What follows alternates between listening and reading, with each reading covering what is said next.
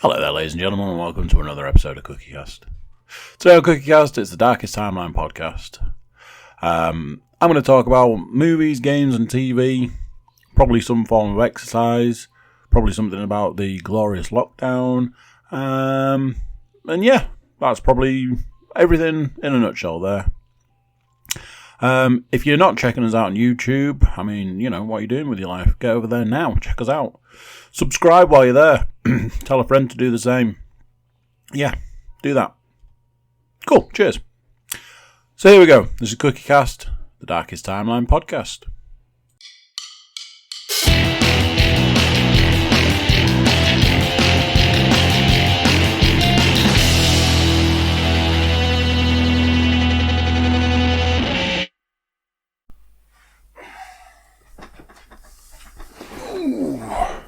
Right then, I think I've got that table too close.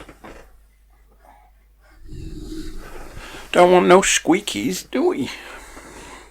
Hello. Oh, I've definitely done that all wrong. Right, how we doing? It's week 7 of lockdown? At time of recording, week 7 of lockdown. I'm going to go out on a limb and say it's week 7. People are starting to talk about steadily returning to something. There's talk of people going back to work. There's talk of stores opening. There's talk of Greg's opening. There's talk of cafe. I think Costa's open, some drive-through, all of this sort of stuff. The conversation nobody's having is that the death toll hasn't started going down. So I'm really not sure how that's working. From the looks of, obviously, Facebook, the source of everything, people are suggesting and voting and whatever that they don't want schools to reopen just yet, places to reopen. They don't want to have to go back to work.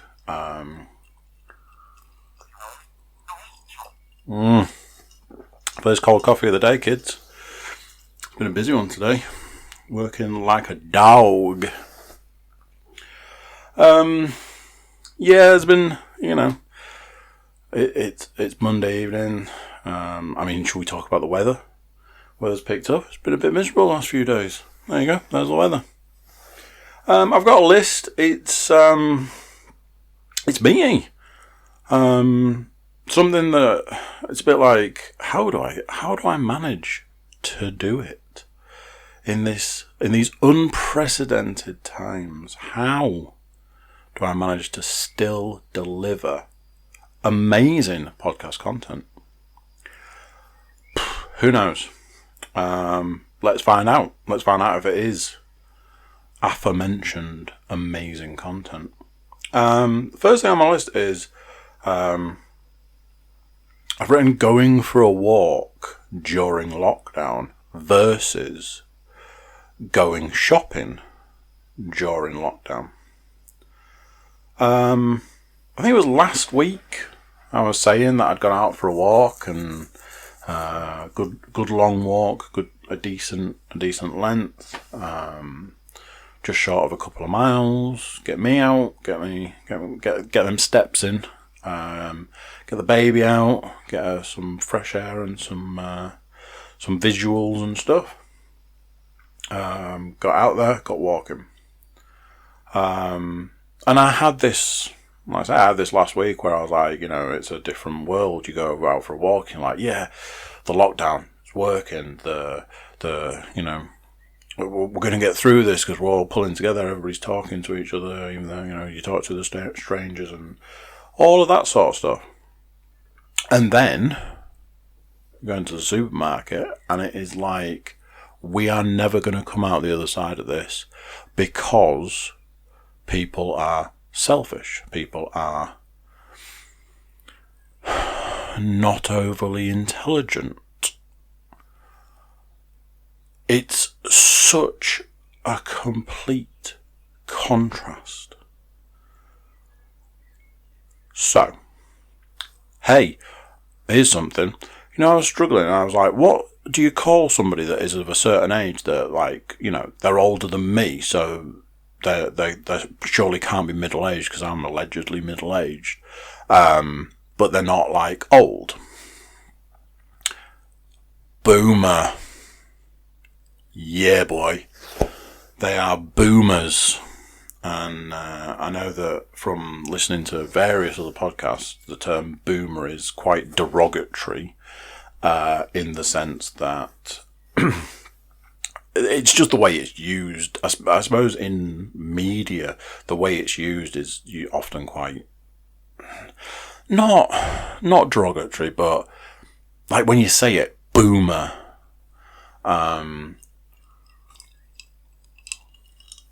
Sorry, that was very rude. I realised partway through taking that sip that, taking a sip in the middle of a sentence. Wow, what a guy. Anyway, I don't know how to explain what I mean about boomer, but that is actually what it is. A boomer is the age and then the term for the age I was discussing.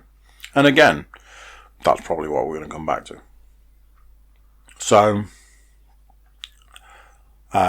since we last spoke, I went for another walk. As I mentioned, Wednesday is my day. Get out there. There's various times that it's like, oh, I'll go and do X amount of shopping on a Wednesday. As it was, I did have to do that last Wednesday. We'll come to that. But, got to get out there, get those steps, get that fresh air, get the baby out and about. So I'm walking down the first leg of the walk, crossed over a road, and on the other side of the road there was a huge pile of horse manure. I was like, whew, that's fresh. Like say, you could smell it before crossing the road. Like, well, it's not on the road, it's not on the pavement, they've actually managed to get it on the grass. Let's call that a win, shall we? A little bit past that, there's a big tree. A little bit past that, I was like, dog poo. Okay, so, it was a meaty mother. But, in this day and age, in the world we live in, it's a bit like, that's something you shouldn't ever see. So I was like, it's not great. I'm pushing a pushchair. The path in question is very narrow. I'm like, I'm going to have to try and avoid this with the pushchair. Not 10 feet later, I'm like, really? Dog poo? Again? I'm talking like 10 feet. I have to manoeuvre around that. At this point, I'm a bit like, well, this is a little bit about 10, 15 feet after that. I'm like, come on, people, this is unacceptable. Dog poo again, and that got me thinking. And I'm like, is this it? Is this where we're at? We've reached that level where I lived through the 1980s. I lived through the upside down shoe at your front door because you're out and you've stepped in dog poo and you have to then get a stick or an old toothbrush or. I remember my mother scrubbing trainers that had dog poo on, and Jesus. Do you remember the times, for those people who are of a similar age as me, that you would be stood in the house and all of a sudden somebody would be like, I smell dog poo. Have you got dog poo on shoes? Have you got dog poo on shoes? You got dog poo? And everybody had to check their shoes, and then ultimately there was the culprit. Dun dun dun! And that person would have to be whisked to a front or back door, shoe straight off on a piece of newspaper, and it would need to be cleaned at some point. I lived through the 1980s, and I remember the point in time where they were like, right, we're going to put laws in place. It's going to cost hundreds and hundreds of pounds, and ultimately the laws around you have to clean up after your dog. So I lived through a time when that wasn't a thing. I remember it being a thing. I remember it taking a bit of time to get sort of going. I have a feeling, I have a vague memory, which is not like me. I usually have no memory of stuff, but I have a vague memory. I don't want to say something that might not be true, that I might have made up in my head whilst I'm smashing the mic, whilst I'm getting another drink. I have a vague memory of an incident around somebody allowing their dog to poo, and but yeah, that might be a false memory. It might be fake news.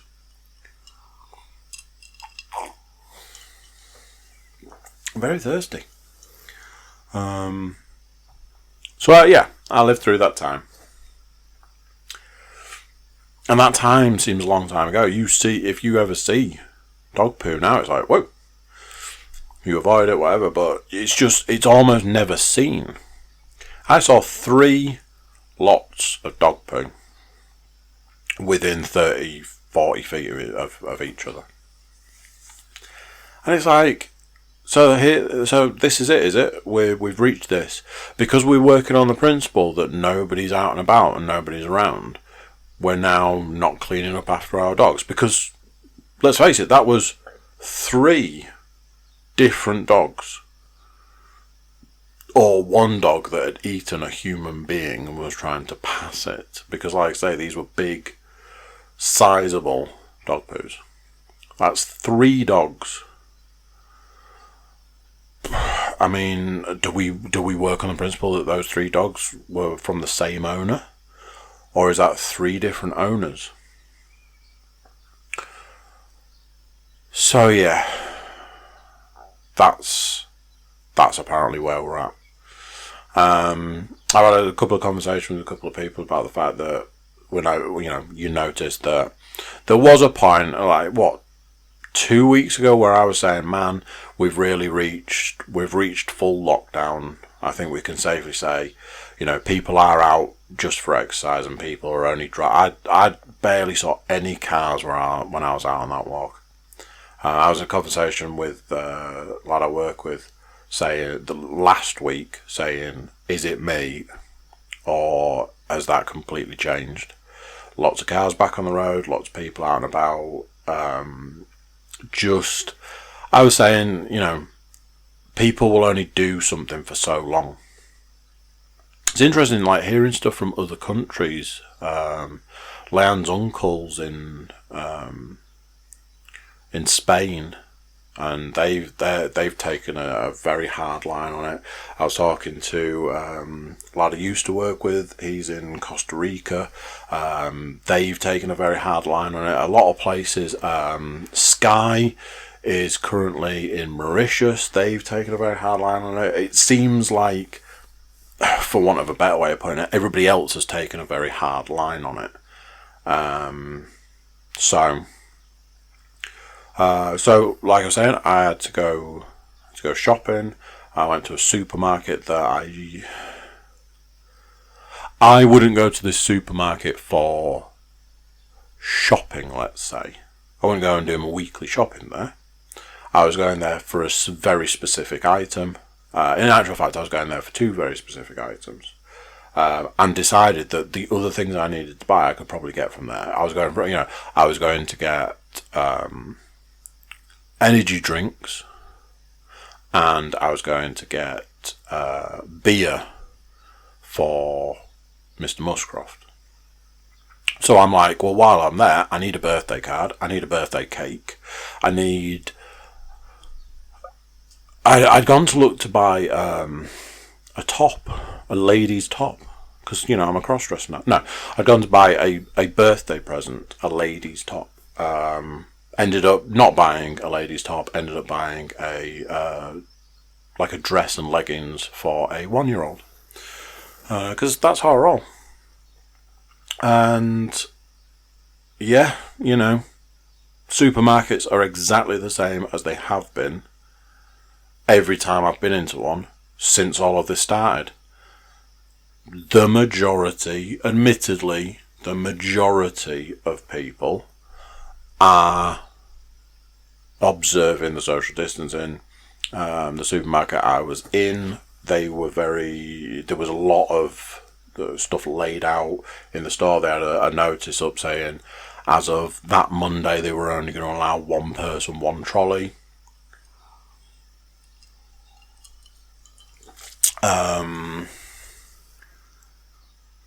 There was measures put in place.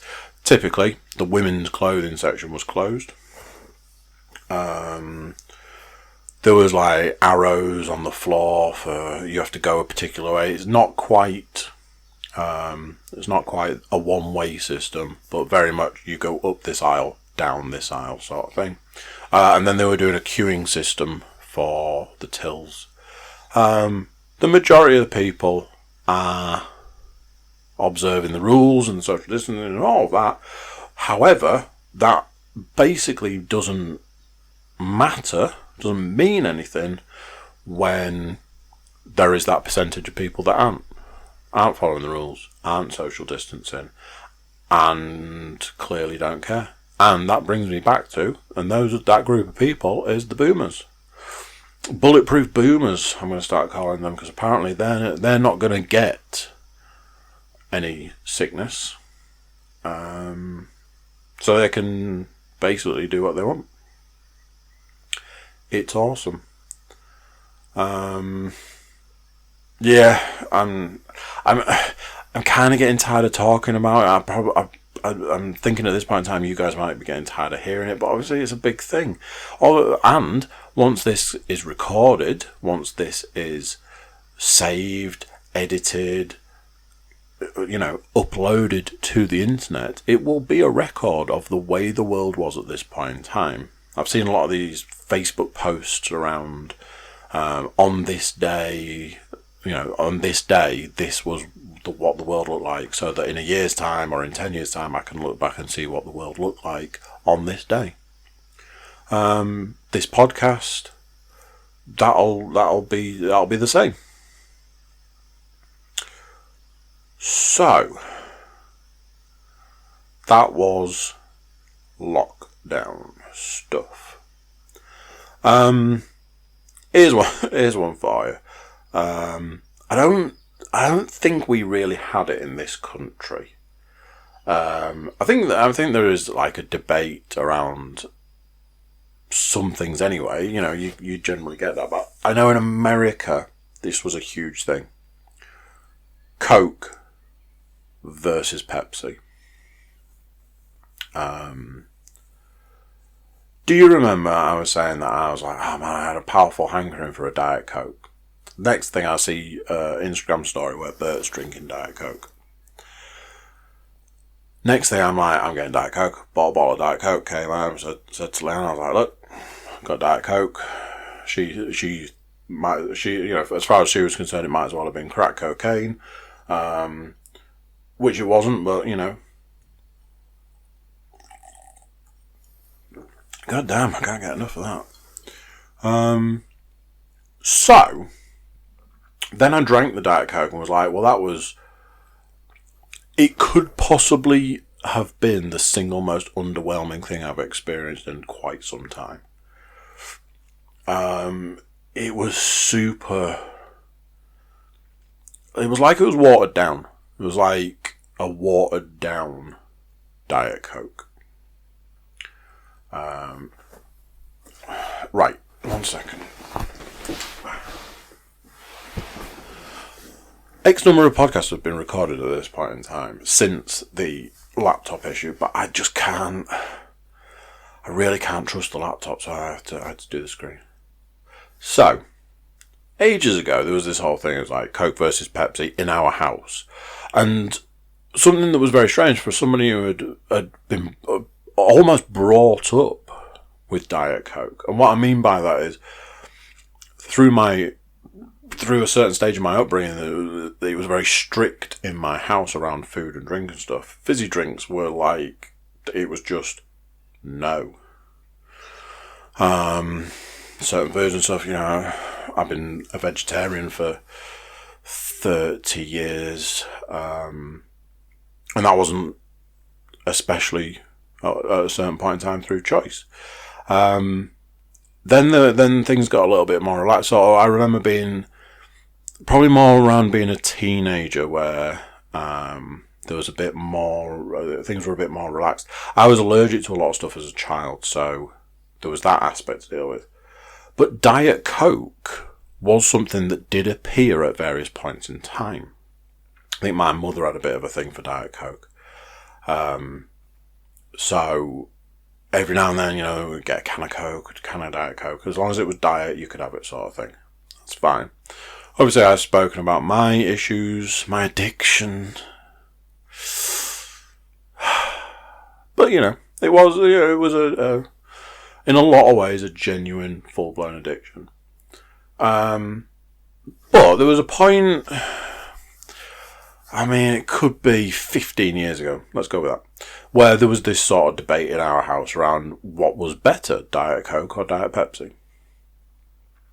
And over time, there was this thing where we kind of came to an agreement that Diet Pepsi was the better drink.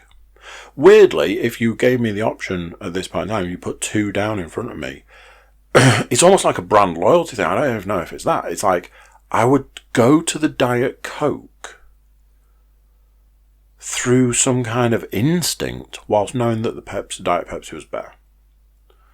So I brought Diet Coke into our house recently. Next thing, Lan goes off, she does the shopping, she comes back. Guess what I bought?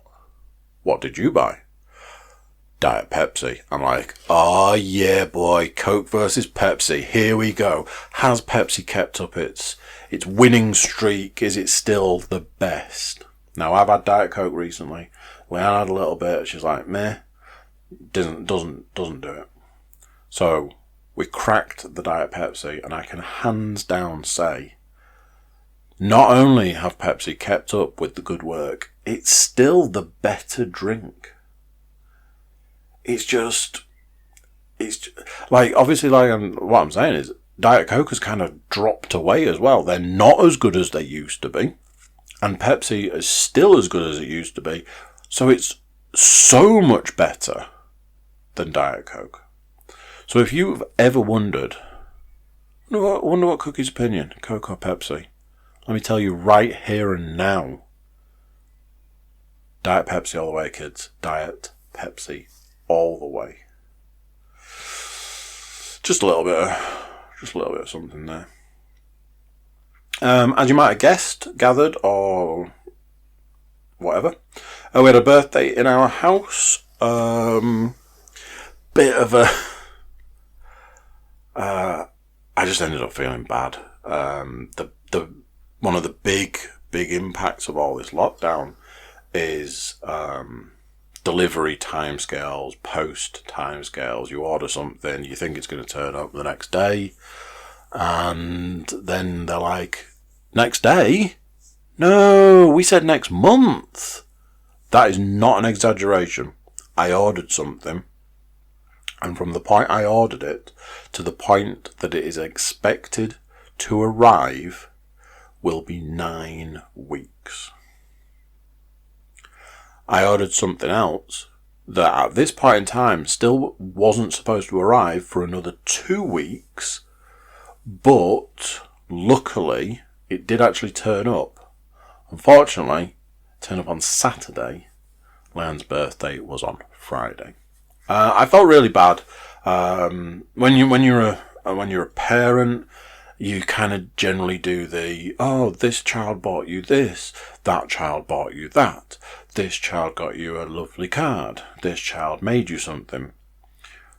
You don't generally do I got you this. You will always put your children first as well, or I certainly would. So if I bought something, that's for that child. I'll buy something else, that's for that child. I'll buy something else, that's for that child. If I then choose to buy something else, that can be for me. So, as it is, my gift has not arrived.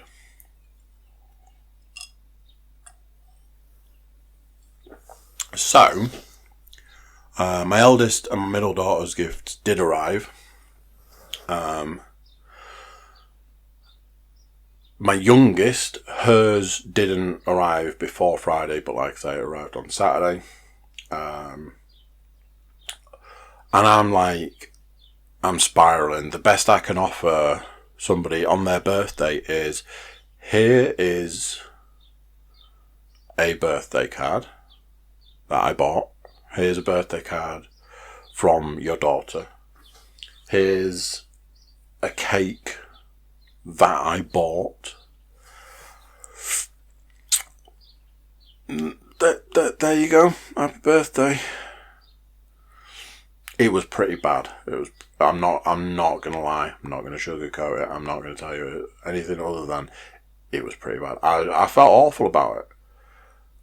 Apparently, I'm reliably informed it was bad preparation on my part. What I should have done is gone back in time to before the pandemic kicked off and ordered everything I needed before I knew that this was going to be an issue.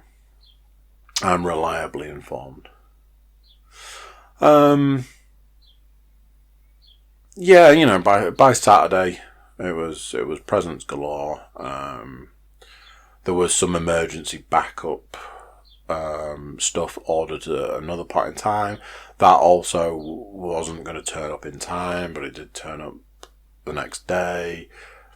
It's not all about the gifts, but that's kind of the bit you like. We couldn't go out for the day. We couldn't, all of the stuff that you could imagine with a lockdown birthday. So yeah, it was pretty bad, not gonna lie. Yeah. I don't really know what else to say. I'm still waiting for stuff to turn up. Like I say, it's I think we're at the beginning of May. I'm expecting to see stuff second week of June.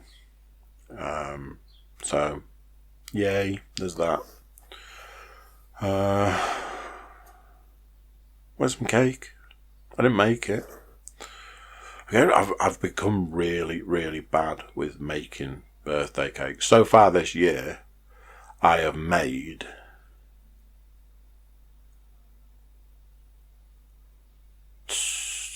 2?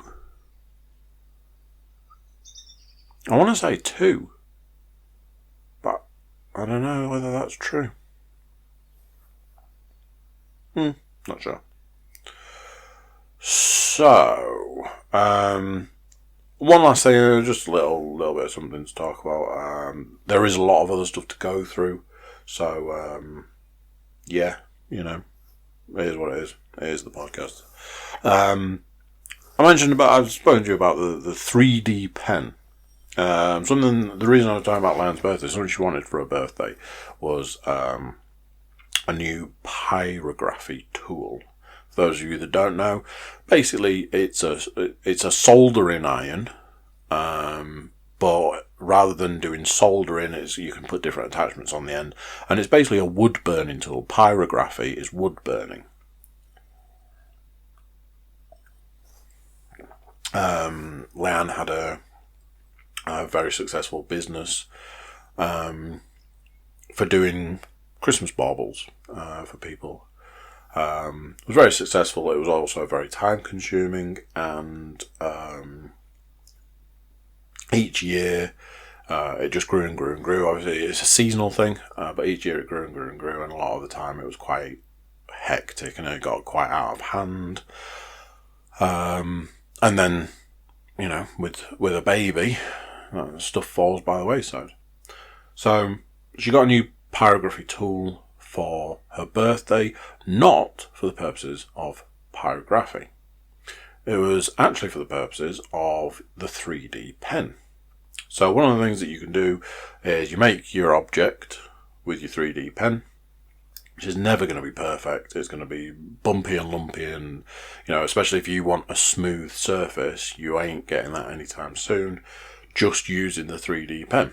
So the idea is that you use the pyrography tool, which is a warm metal object at the end of the day, and you smooth out your lumps and your bumps, and you can use it to put holes in things, you can use it to fill in holes. You can use it to smooth the surface and stuff like that. So she got this for her birthday. It did actually arrive, and had done before the day.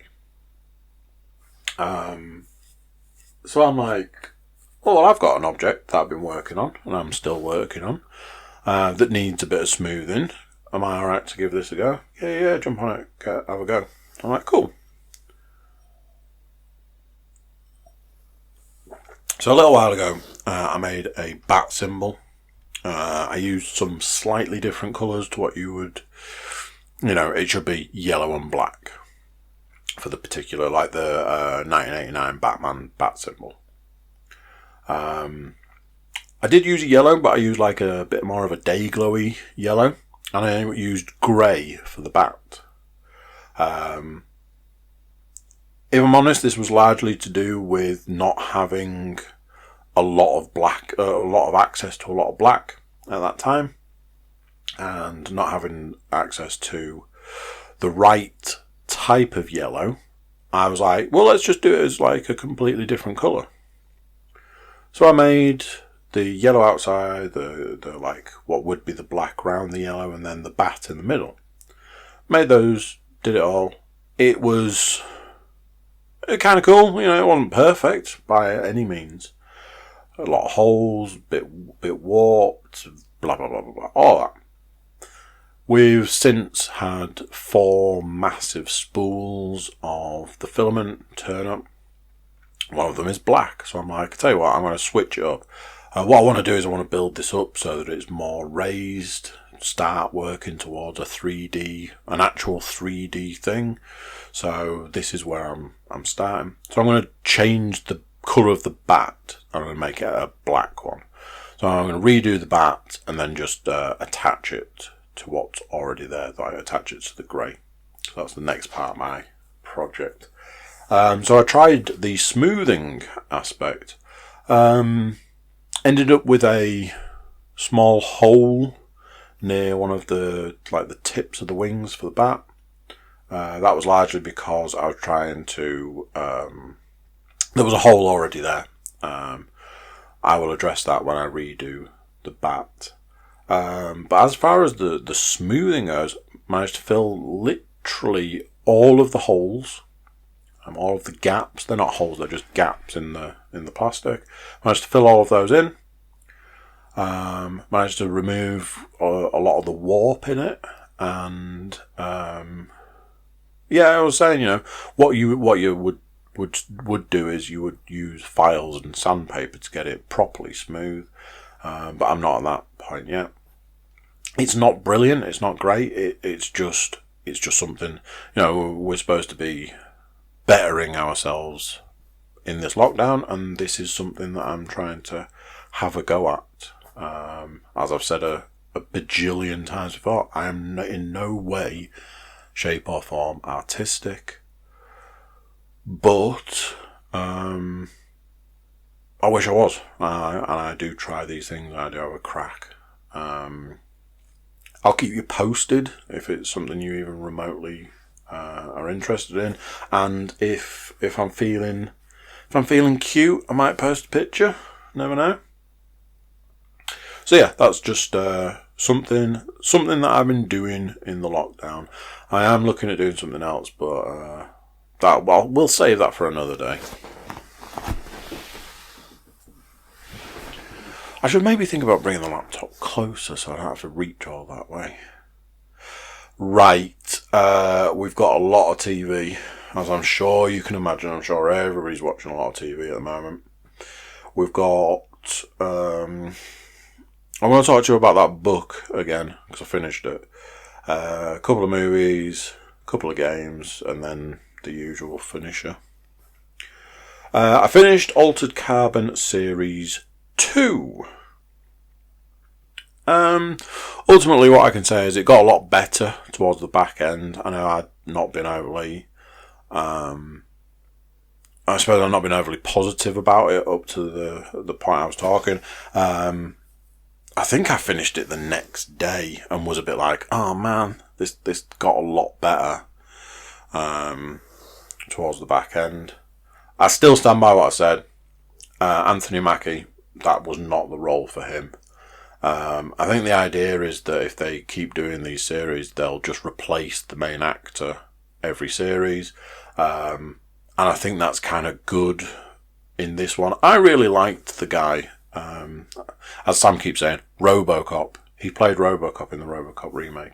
But I really liked the guy that played Kovac in the first series. Certainly got a lot better. Definitely worth watching. Yeah, definite improvement of the back end of that series. Still not overly sure whether the whole thing had a point. The first series felt very driven.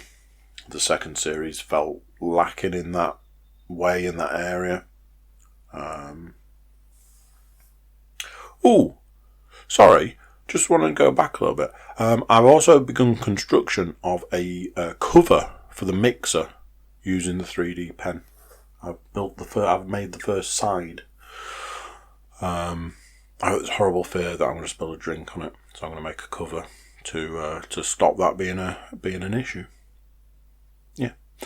So that was Altered Carbon Season 2. Obviously, I've already spoken to you about it. I have finished it. It was perfectly fine by the end of it. We've got to do that spoiler thing.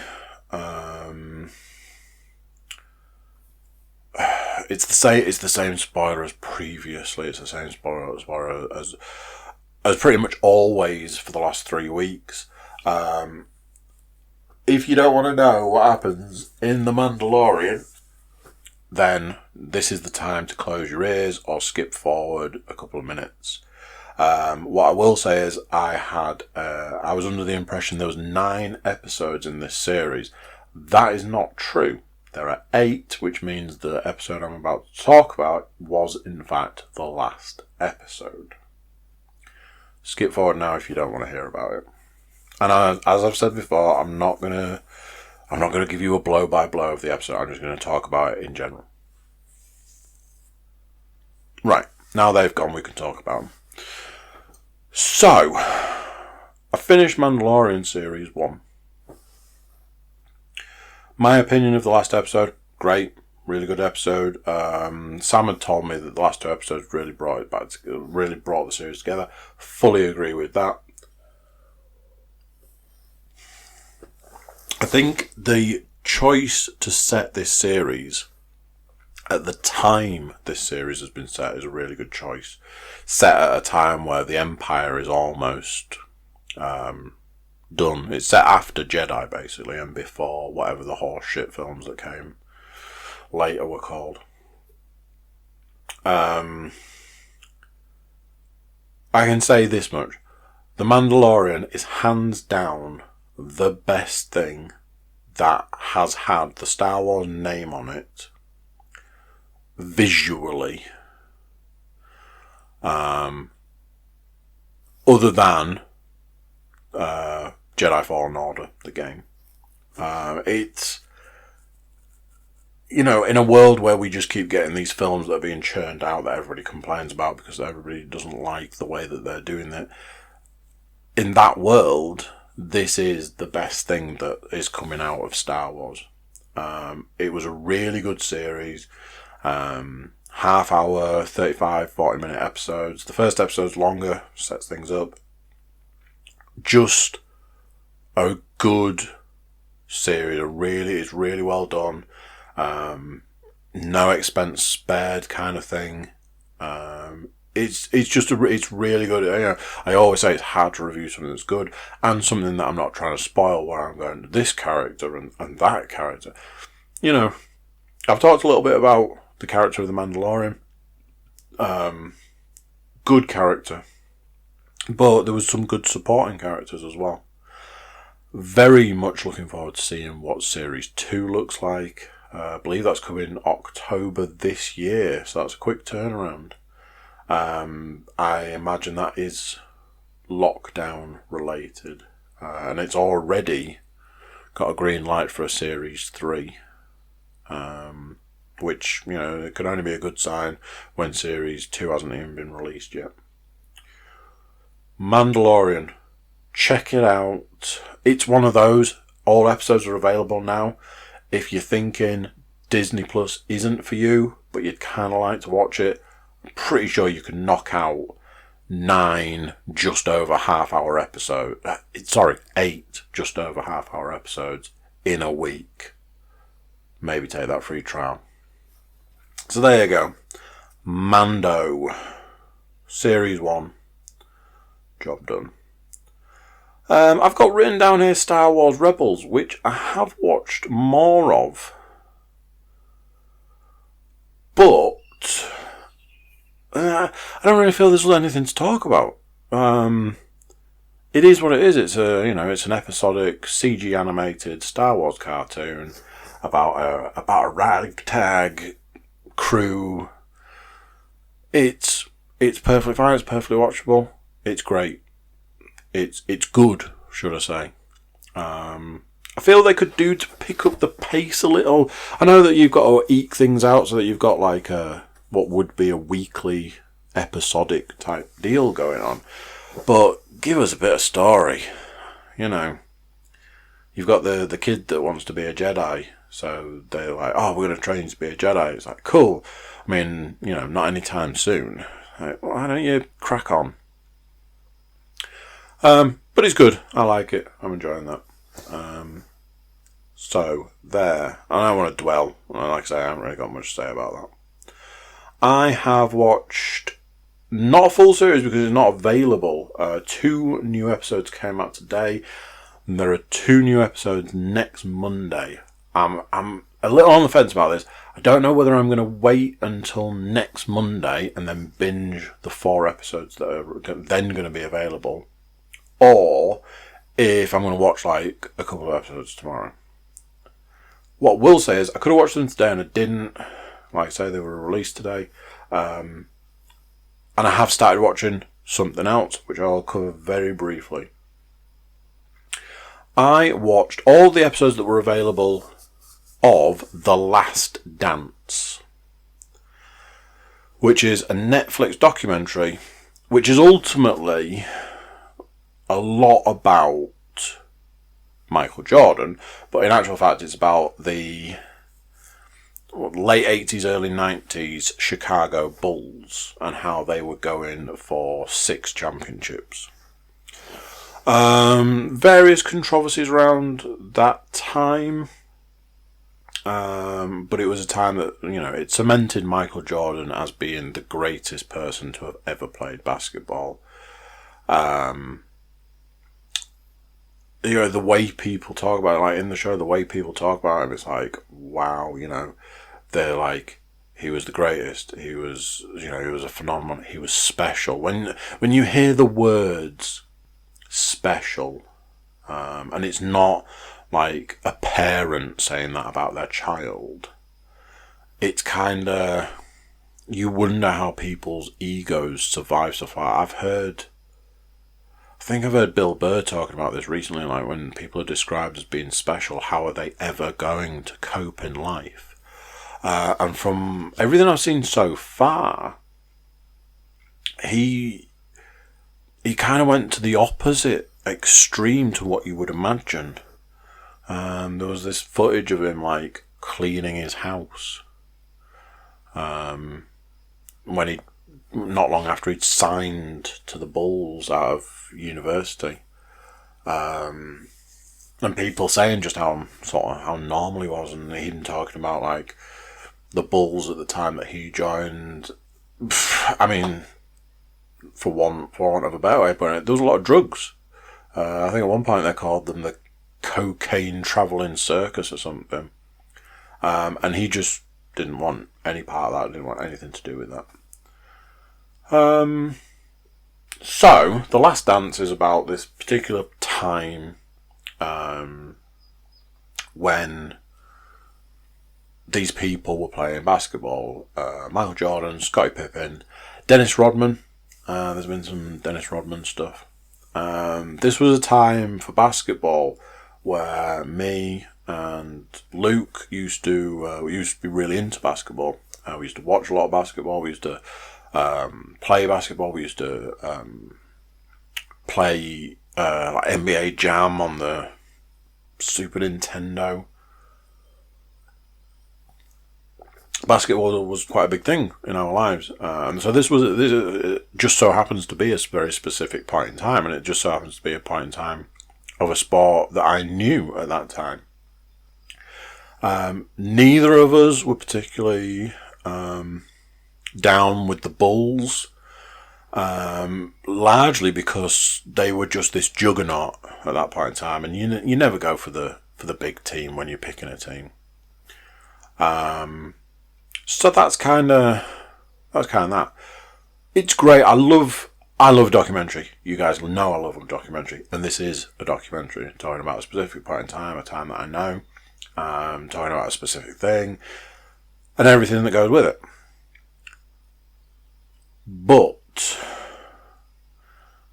the program has a problem.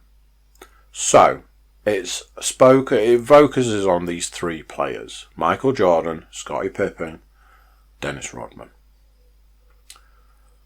It talks to each of those people. It talks to other people. There's a lot of other people in it, but it talks to these three specific players that very, and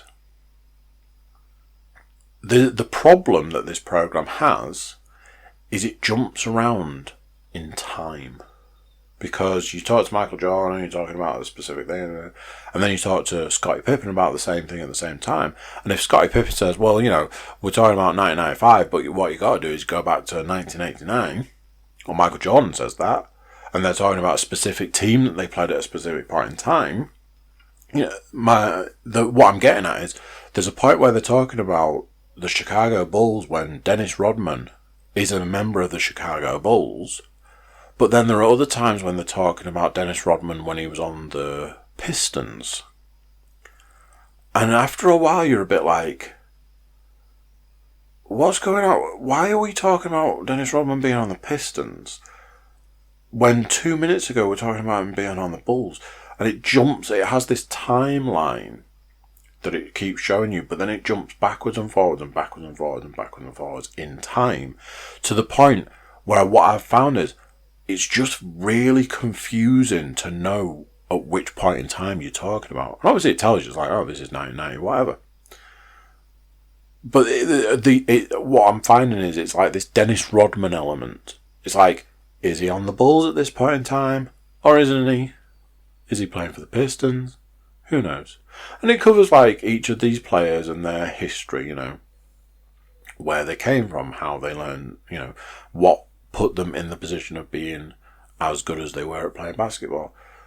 Michael Jordan got cut from his high school basketball team, and that was obviously something that shaped him, because after that he was the best basketball player in any room. He went to college, he went to basketball camp, he went to play in the NBA, and in his rookie year, he wasn't playing like a rookie. He was playing like, the best that ever played the game. Talking about why the rivalry between the Pistons was so great was because they developed this defense purely for Michael Jordan. It's a really good show. I generally sort of say I recommend this if. This is one of those that I recommend for anyone. If you have an interest in basketball, if you have an interest in Michael Jordan or any of these players, if you just want to know a bit about what was going on at that point in time in that sport, whatever. It's a good program. It's well done. There is this time element that gets a bit confusing, but well worth a watch. So that's The Last Dance on Netflix. It's a Netflix original, I think. So, I've mentioned it so many times. I've talked about it. I've toyed with it. I've had so many conversations about the thing I'm about to tell you. what I can tell you, ladies and gentlemen, is that time that we've always spoken about. We've always wondered. That time has finally happened. Today. This afternoon. It happened. I pressed play on Breaking Bad Season 1, Episode 1. That's right, ladies and gentlemen. It's time for Breaking Bad. Oh man, I'm excited. I've watched 2 episodes so far. Oh, that fucking series, man. So good. Part of me wondered, part of me thought, is it ever going to be time? I was explaining to Leanne earlier, I was saying, you gotta leave, you leave a bit of yourself behind. When that series finishes, you leave a bit behind. I still haven't watched El Camino, and I feel that that's probably not good at this point in time. So, it's time, it's happening. It's Breaking Bad time, kids. Obviously Uncle Billy's going to be in it at some point. Bill Burr will make an appearance. Along with various people who may or may not be in The Mandalorian. And I don't mean Bill Burr, even though he's in The Mandalorian.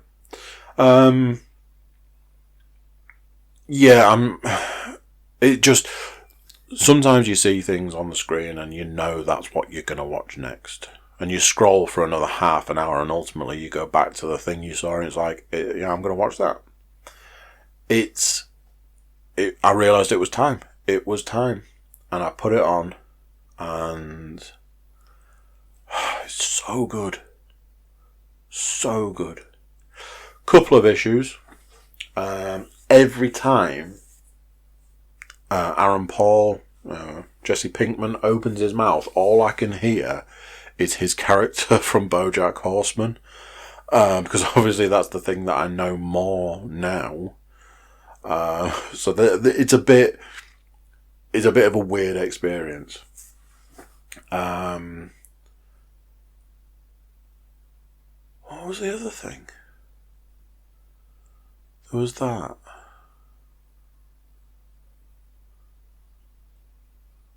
Don't know. Can't think what I thought about it earlier. I was having a conversation about it earlier, but no, it has left me.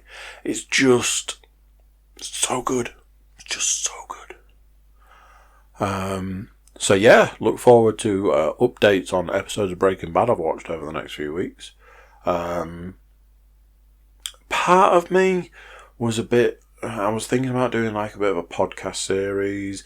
That came off the back of a conversation that I had earlier today. I don't think the element of the conversation that I had is going to happen.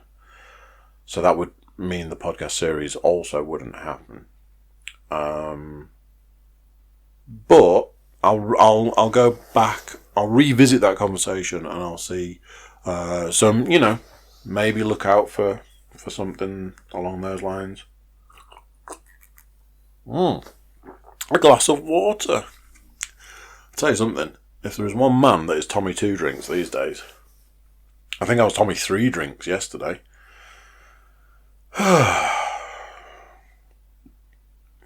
So, I finished that book.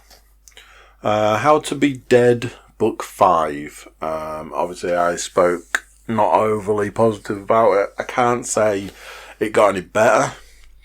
Other than the fact that the book was fine. It was fine. While simultaneously being like, have you ever seen American Werewolf in London? No, you haven't, because it doesn't exist. And I went through all that last week. I finished the book. So here's the way to finish a book. Like this. There's a cliffhanger. Okay? Cliffhanger. So you're like, okay, that's interesting. That sort of leads in. Your mind already starts going to where this story might go. What the next book might look like. What it might be about. Great. turn the page. Now, when I say turn the page, I mean flick the screen because I'm reading it on the Kindle.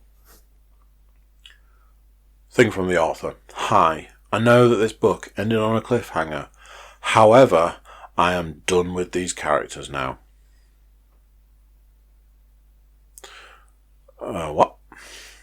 So yeah, basically they went on to say that he wants to explore these characters more and their backstories and why things are the way they are, but wants to leave the story that he was writing alone, like that way of doing it alone. And he's going to write different types of books. So there. And I'm like, I'm pretty sure you have shafted me in every possible way as far as books are concerned.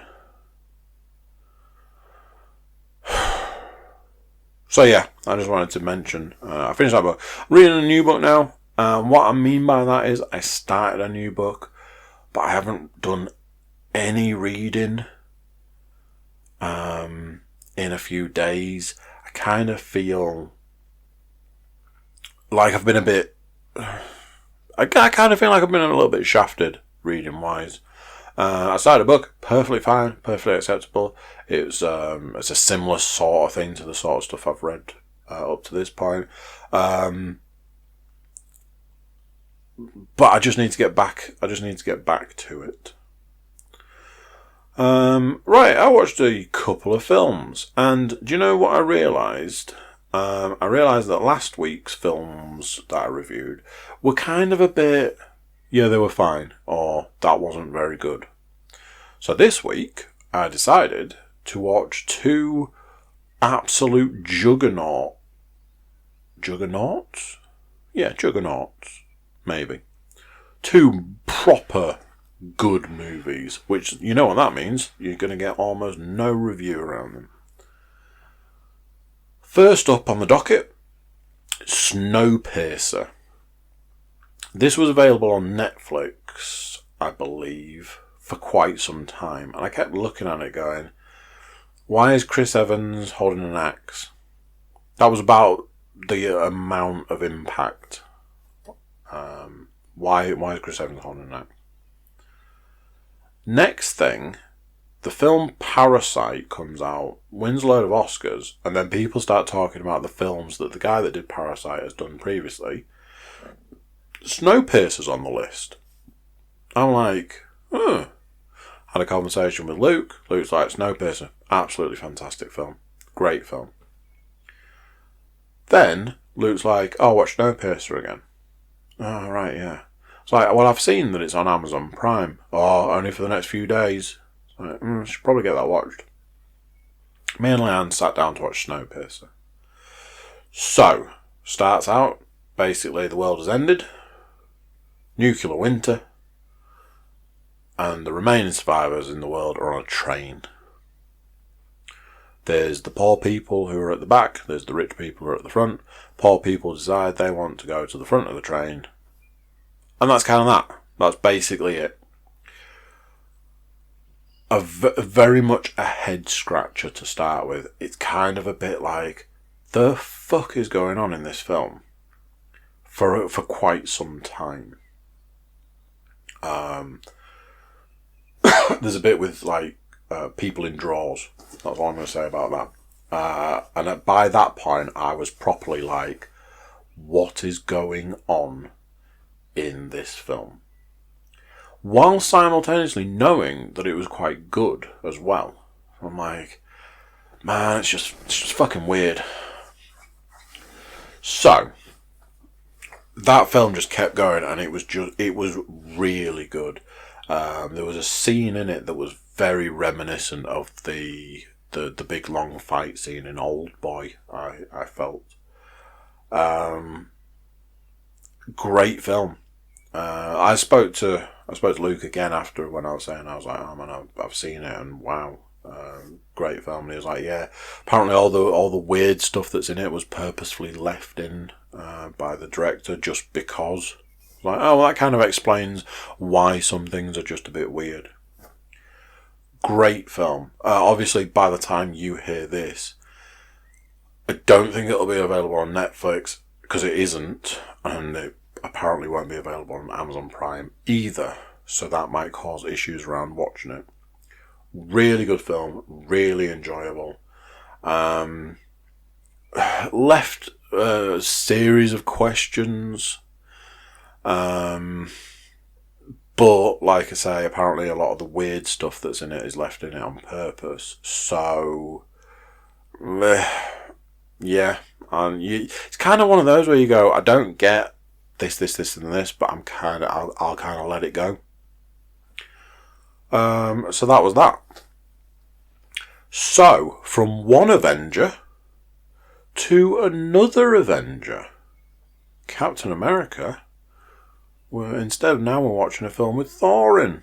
So, Chris Hemsworth, Netflix original movie, Extraction. As Netflix like to do, every time you turn it on, they're showing you the trailer of their latest whatever. I've seen the trailer for the second series of Life After about 900 million times at this point. Likewise with the trailer for Extraction. What was good about the trailer for Extraction was it looked really good. I'm like, ooh, that looks good. There were like bits in the trailer, it was like that hyper violence, the raid sort of violence. I'm like, yeah. Had a little look about what it was about. Guy gets a job to go and rescue a kid that's been kidnapped. Simple. Very sort of picks up the kid. He's got, I think at one point it's like he's got 4 kilometres to go to get the kid out. But then the city's kind of on lockdown. So I'm like, gonna watch Extraction. Me and Lance are down to watch Extraction. I'd seen a review that said, watch this on the biggest screen you have access to because it's a full-blown action movie. I did that. I watched it on the biggest screen I have access to, which is quite big. And, super good. Full-blown, good action movie.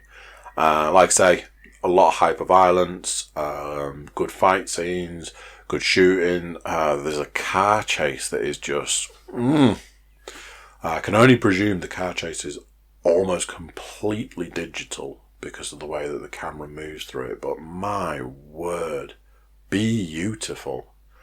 Yeah, it's one of those, it kind of makes you wish that there was just more... when films are made, when action movies are made, they were more like this. Pretty sure it's like the Russo brothers. Chris Hemsworth was the producer. So yeah, Extraction. Mr. Panas had already seen it. He heartily recommended it. There's a man that loves an action movie. And his recommendation was bang on. Super good film. Really enjoyable. I say to people, I don't have a lot of time. I used to watch films over and over and over and over again. And nowadays, I work on the principle I can barely watch a film once. But it was one that I was like, something, I might watch that again at some point because it was really enjoyable.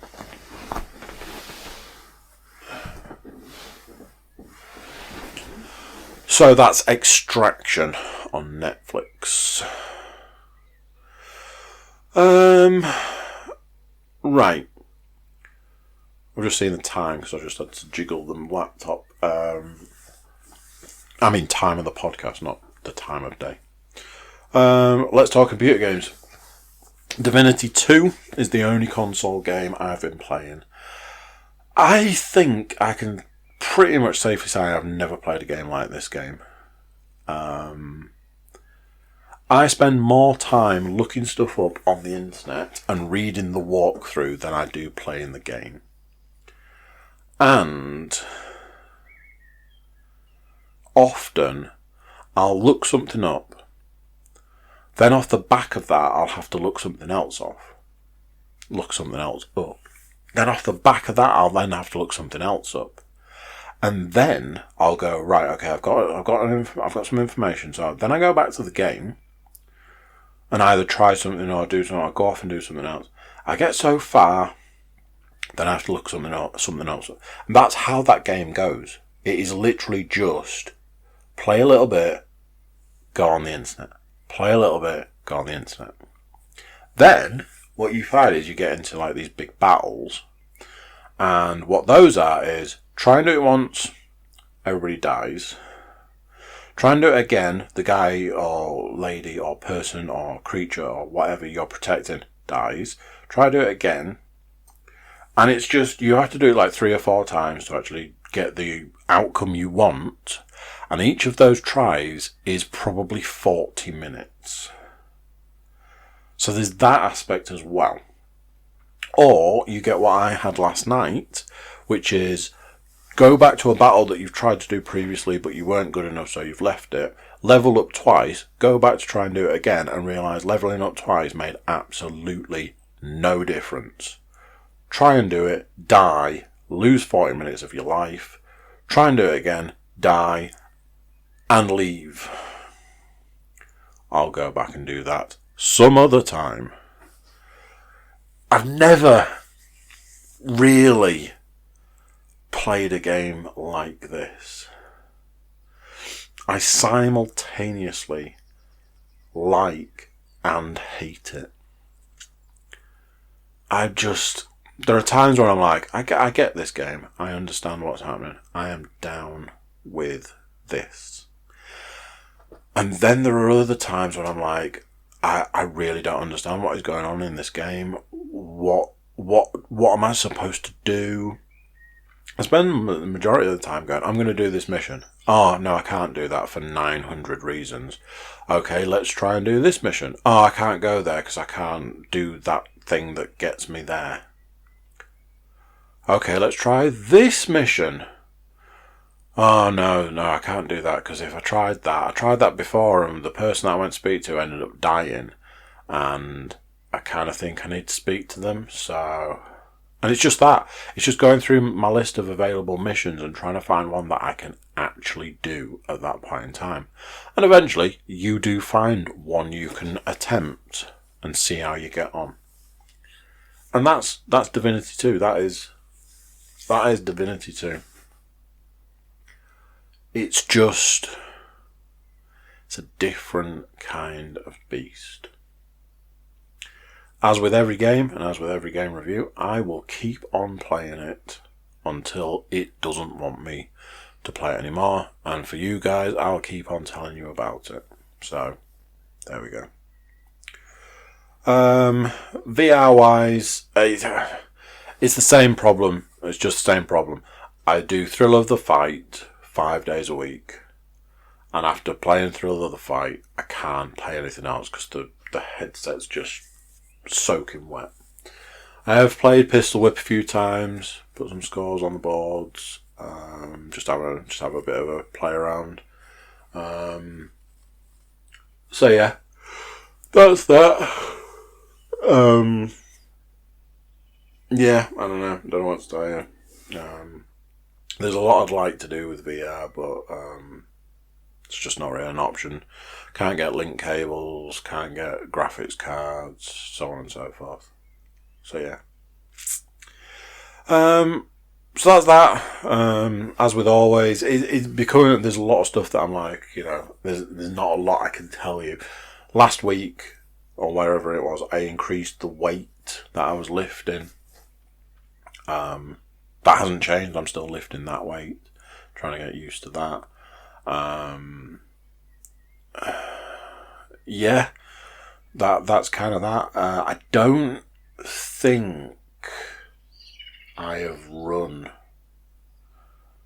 since we last spoke. Like I was saying, when being like working again, back at work, rather than being on a holiday, there isn't the opportunity to really do it. That is very much a kind of excuse in some ways, but also very true. Look, I'll give you an example. Today, I presume it's nearly 8:30. I still have to work out, eat something, and actually have some kind of evening. Tomorrow, Can't go out running tomorrow because Leanne's doing her podcast, so I'll be on baby duty until whenever. Could go after, but I'll also have working out and tea and all that to do. Wednesday, I've got a wrestling podcast Wednesday evening, and Wednesday is my rest day. I'm pretty sure I've got another podcast to do, maybe be doing that on Thursday. This is the sort of stuff I'm talking about. There are things and there are times. However, if I was dedicated to the cause, which I am trying to become more and more dedicated as time goes on, I would find the time to do it. So, I will keep you posted. So yeah, that is that. The laptop at this point in time. Actually, I'm not going to say that because obviously I know how that went previously. That is the end of the podcast. Thank you very much for sticking with me. Big thank you to everybody that does stick with me. We've been getting some good feedback, which is, I mean, that's awesome, isn't it? It's just absolutely spot on. We are doing a big subscription drive for the YouTube channel. So if you're listening to this, if you've got this far and you're hearing my voice right now, please do ask people in the street whilst keeping 6 feet away to subscribe to the channel. Friends and family, it's literally the click of a button. It probably won't massively impact their lives, but it does make a big difference to us and our lives. So big thank you to everybody who listens and watches and all of that. Ask a friend or a family member to subscribe, and I will love you forever. So there we go. That. Ooh, laptop just froze then. You little bitch. Right, I'm rambling now, so I'll speak to you guys later. Thank you. Bye. There you go, what do you think of that? Another one done. Another week gone. Yeah. YouTube watchers, make sure you're subscribing. Like, share, comment, click for notifications, all that good stuff. Get a friend to do the same. Everybody jump over to thecookiecast.com, check us out over there, see what we've got to offer in the way of social media and email links. Use them to send us some love. Wouldn't that be nice? So there we go, another week done, another week gone. Until next time, I'm going to say bye, and I'll see you then. Bye-bye.